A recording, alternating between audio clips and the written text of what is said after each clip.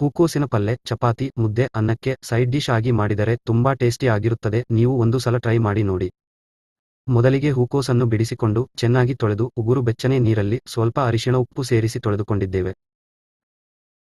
ಮೊದಲಿಗೆ ಒಂದು ಕುಕ್ಕರ್ ಅನ್ನು ಬಿಸಿ ಮಾಡಿಕೊಂಡು ಎಣ್ಣೆ, ಸಾಸಿವೆ, ಕರಿಬೇವಿನ ಸೊಪ್ಪು ಸೇರಿಸಿಕೊಂಡು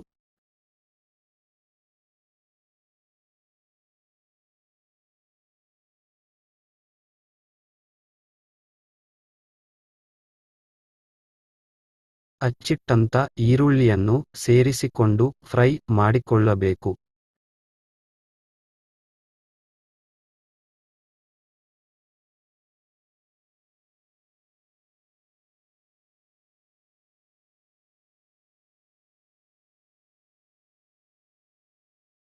ತೊಳೆದಿಟ್ಟಂತಹ ಹೂಕೋಸನ್ನು ಸೇರಿಸಿಕೊಂಡು ಅರ್ಧ ಟೀ ಸ್ಪೂನ್ ಖಾರದ ಪುಡಿಯನ್ನು ಸೇರಿಸಿಕೊಳ್ಳುತ್ತಿದ್ದೇವೆ.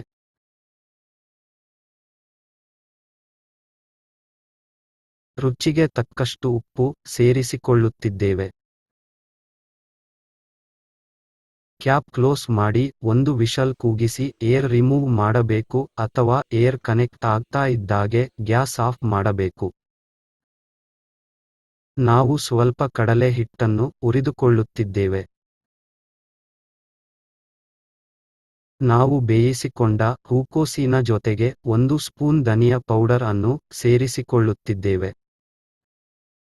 1 ಸ್ಪೂನ್ ಹುರಿದಿಟ್ಟಂತಹ ಕಡಲೆ ಹಿಟ್ಟನ್ನು ಸೇರಿಸಿಕೊಳ್ಳುತ್ತಿದ್ದೇವೆ.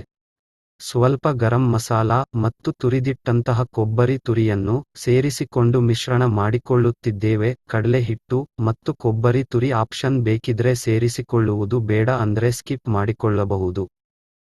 ಟೇಸ್ಟಿ ಆದಂತಹ ಹೂಕೋಸಿನ ಪಲ್ಲೆಯನ್ನು ಮುದ್ದೆ, ಅನ್ನ, ಚಪಾತಿಯೊಂದಿಗೆ ಸರ್ವ್ ಮಾಡಿ. ಮತ್ತು ಹೆಚ್ಚಿನ ರೆಸಿಪಿ ಮತ್ತು ಹೋಮ್ ಟಿಪ್ಸ್ ಗಾಗಿ ನಮ್ಮ ಚಾನಲನ್ನು ಸಬ್ಸ್ಕ್ರೈಬ್, ಲೈಕ್ ಮಾಡಿ, ಶೇರ್ ಮಾಡಿ.